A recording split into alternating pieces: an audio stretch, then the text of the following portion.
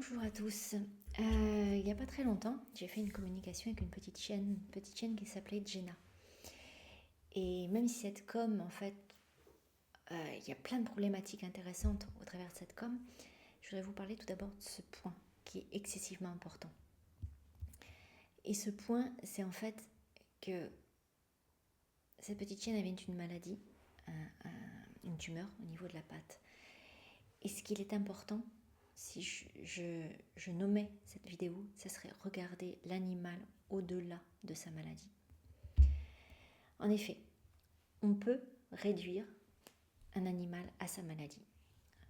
En effet, aujourd'hui, Jenna, c'était une petite chienne âgée qui a perdu sa petite copine, avec qui elle était très très fusionnelle, qui s'appelait Maya, et qui était décédée il n'y avait pas très longtemps. Et suite à ça, en fait, elle avait développé une tumeur à la patte. Donc, coïncidence, pas coïncidence, on n'est pas là pour débattre. C'est vrai que le fait que ce soit à la patte, ça sous-entend je ne peux plus avancer sans toi, mais voilà, il n'y a pas que ça, bien évidemment. Et en fait, lorsque j'ai communiqué avec elle, quelque chose m'a profondément marqué. Et ce n'est pas la tumeur, ce n'était pas la tumeur en tout cas, et ce n'était pas sa maladie, mais c'était plutôt sa présence, sa conscience, sa dignité qu'elle dégageait. Et très souvent, en fait, un animal, quand il développe une pathologie, on change de regard sur lui. On le regarde à travers sa pathologie. On ne voit plus l'animal dans sa globalité, mais on voit la maladie d'abord. Et la maladie devient sa définition, devient presque son nom. Comme les humains, en fait. Quand un humain développe une maladie, ah oui, oui, tu sais, celui-là qui a un cancer, que celui-là, enfin bref, voilà. Non, ça ne marche pas comme ça. Et en fait, parce que sans le vouloir, on réduit l'animal, dans le cas d'un animal, on le réduit à ça, à cette maladie. Et c'est pas du tout, alors je vais dire flatteur, mais le mot, c'est pas ça. C'est que ça réduit considérablement l'animal qu'on a en face. Et ça le réduit à quelque chose de pas génial, quoi. C'est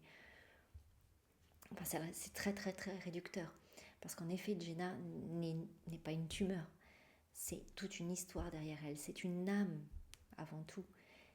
Elle a une sensibilité, elle a une force. La maladie fait partie de son corps, mais ça ne la définit en aucune manière. Et c'est pareil pour l'être humain.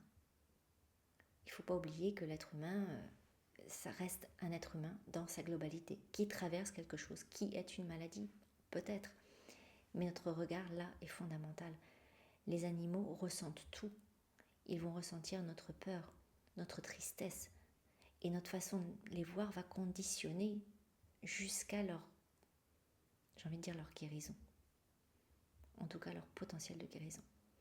Si on les regarde uniquement comme malades, cela va toucher non seulement leur morale, leur posture intérieure, leur élan de vie, leur énergie de vie, tout simplement.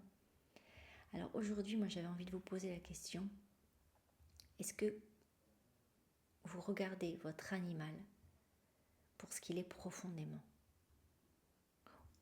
Ou quand vous regardez, ou est-ce que vous le regardez à travers le prisme de ce qu'il traverse? Est-ce que vous le regardez à travers sa maladie, telle qu'elle soit? À travers son âge aussi, ça peut être ça aussi. Oh, c'est un vieux chien, voilà, c'est réduit vieux chien. Non, derrière le vieux chien, il y a une âme. Il y a une âme, il y a un être qui a un âge, certes, mais on ne réduit pas un être à un chiffre, voilà, tout ça, ça touche vraiment ceci. Parce que tant qu'on continue à voir la lumière dans son animal, même quand le corps commence à vaciller, ça change tout. C'est notre regard qui va changer tout pour l'animal. Est-ce que ça vous parle, ce que je vous partage là? Ça, bien sûr, je l'ai aussi vécu avec ma Cybèle. Vos commentaires m'intéressent, votre retour m'intéresse, vos retours m'intéressent. N'hésitez pas à partager si ça peut aider quelqu'un. Et je vous assure que ça fait toute sa différence dans une communication quand on lui transmet, quand l'humain prend conscience de ça, ça fait toute la différence pour l'animal.